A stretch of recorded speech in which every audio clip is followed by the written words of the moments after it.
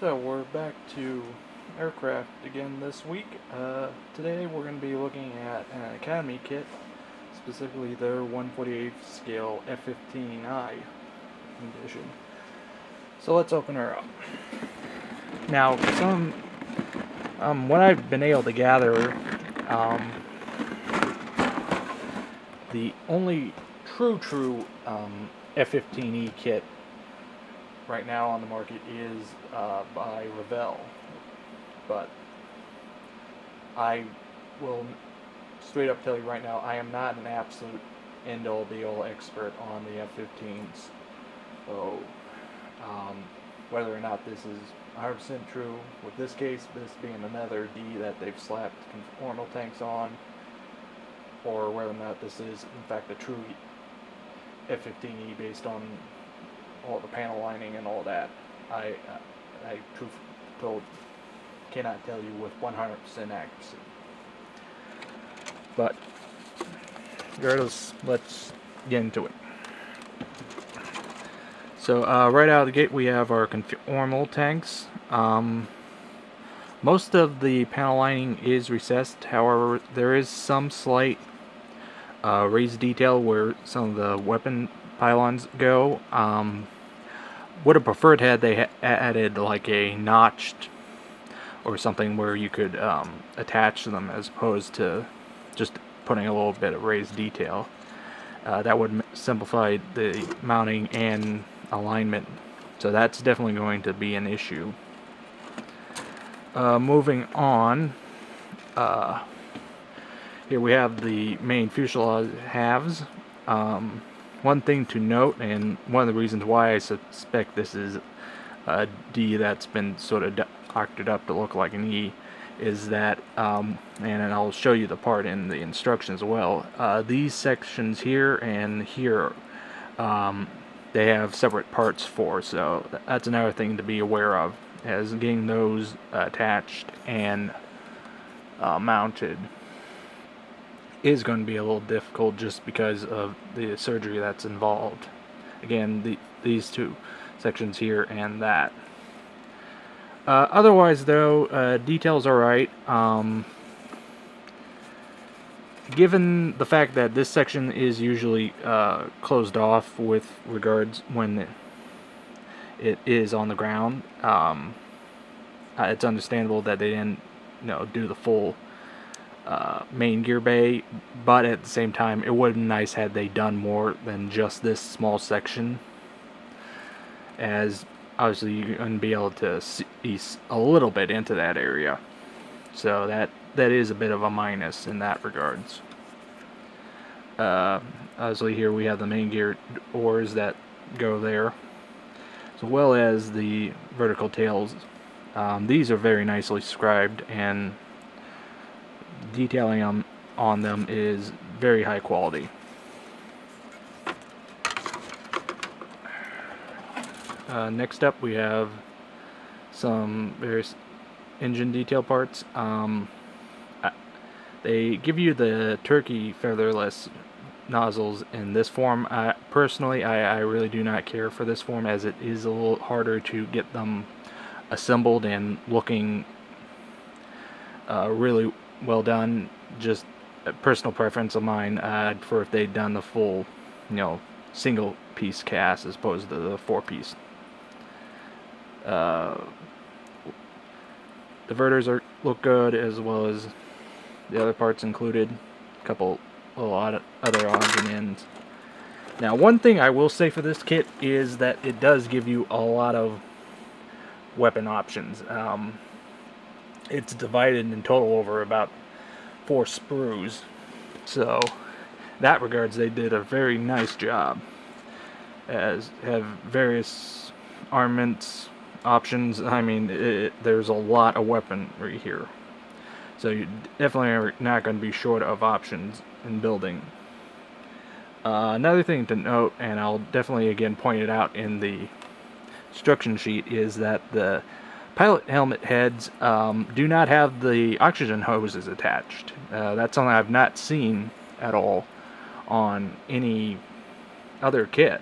I think that's a really smart idea, as it is twofold in that, one, you can obviously paint them separately, which is a little bit easier to do, and second, since they're separate, you can more easily attach them in a more realistic manner. Otherwise, though, the detailing is very high quality. Would be nice had they not molded on the seat belts, just because, you know, I prefer seatbelt less, or replace it with photo etch, so that does make it a little more difficult. But other than that, not much to say here. Another thing I do want to point out is the detailing on the inlet fan and the outlet fan. Hopefully that shows up well on camera. But they did a very nice job simulating that. Now we're on to our second tree of weapon components. As I said, there is a lot in this kit. I will not make myself known as any type of expert on Israeli homemade weapons, but yeah, there is a lot there. Now, next up we have a full trunked inlets, which is very nice to include. Very nicely molded main gear here and nose gear here. Nose gear bay is a little on the sparse side as well. Cockpit, I'm not 100% sure on whether or not the F-15I has the full rear control setup. I'm thinking that's incorrect and is a leftover from being at D, and possibly giving more credence, which is unfortunate. Given several different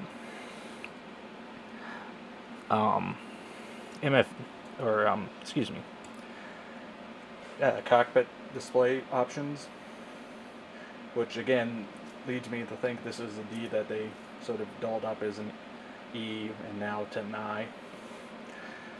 But yeah. Now here's, as I said before, some of the parts that get chopped off and need to be replaced with. So putting those together is going to be a little challenging, as well as additional MFDs. And I believe these are the appropriate ones for the I have to double check the numbering in the instruction sheets. And you get even more electronic pods and the various weapon pylons. Different set of inlet vanes, as well as the main wings, which are done in two halves. Truth be told, I'd prefer them just doing it as a single piece cast instead of this separate, especially since obviously there's no reason they couldn't just include a little bit of a punch out for the weapon mounting, or excuse me, pylon mounts, but again, it's too easy. So moving on, we have the inlet brakes area, the other set of main gear doors, the air brake and nose gear doors, as well as the main front part of the cockpit area. All of the casting is very nicely done. As I said before, I cannot 100% attest to whether or not the panel lining is 100% appropriate for an E/I. On the inside, there is basically no side paneling detail whatsoever, and from what I can see from the other parts, nothing there to represent the sidewall paneling, which is a bit of a disappointment. Really nasty seam lines down the middle of the canopy on both the front and rear canopies, so that's going to be a real bitch to clean up, because it's actually really one of the worst I've actually seen. Hopefully that's just showing up on camera, but it's a nasty seam, so that's going to take a lot of time to clean up and get right. So let's move on to the decals next, as I sort of unbury them.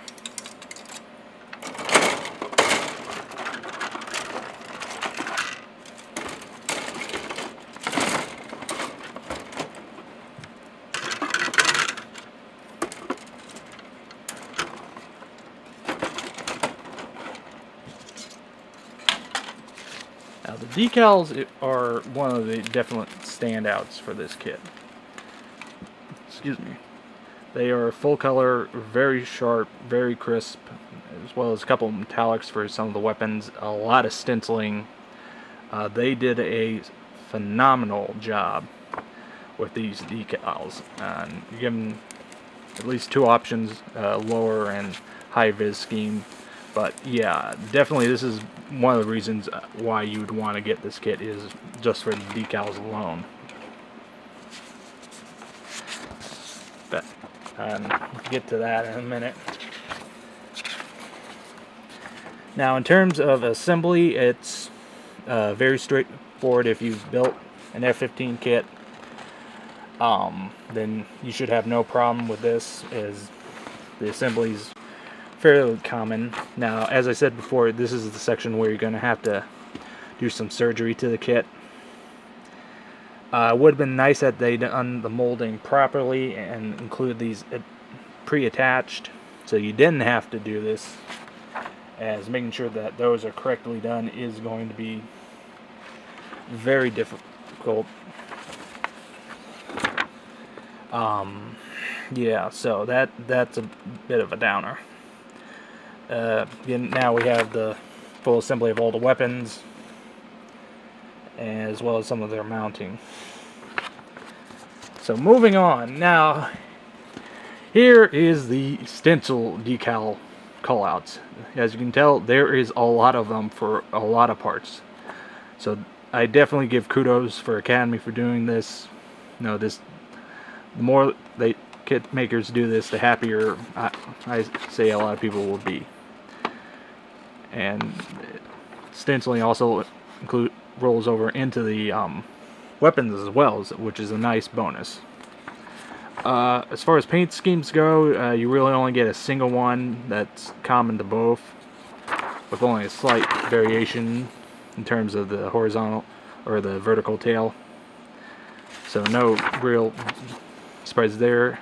And they give you right out the gate two options for weapons configurations, which is nice, as that does save you a little bit of effort in terms of hunting down what would be appropriate for the individual aircraft.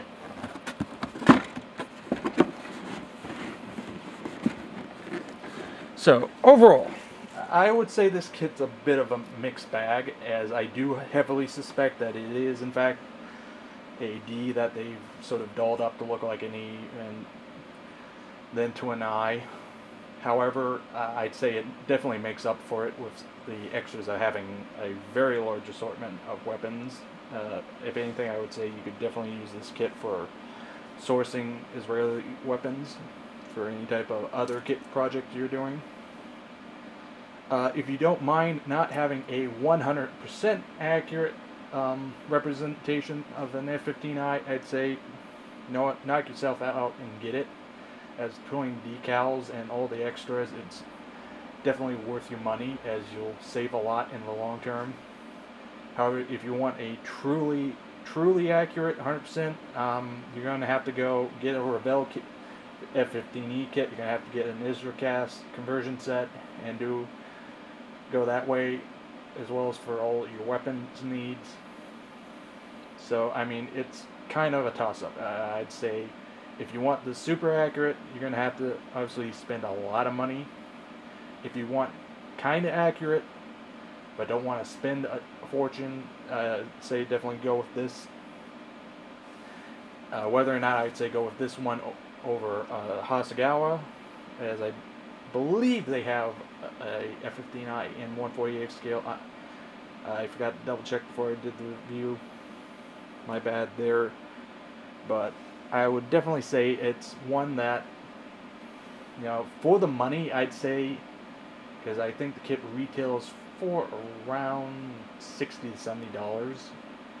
I'd say it's one to definitely heavily consider at the very least, simply because in comparison to going the more accurate route, you're going to probably spend close to, let's say, $120 to $150 when all is said and done, between getting the kit, getting all the conversion sets, getting all the weapon sets, so on and so forth. So yeah, that was a look at Academy's 1/48 scale F-15I. Again, definitely one to consider if you're looking to add a F-15I that's not overly expensive to your collection. Till next time.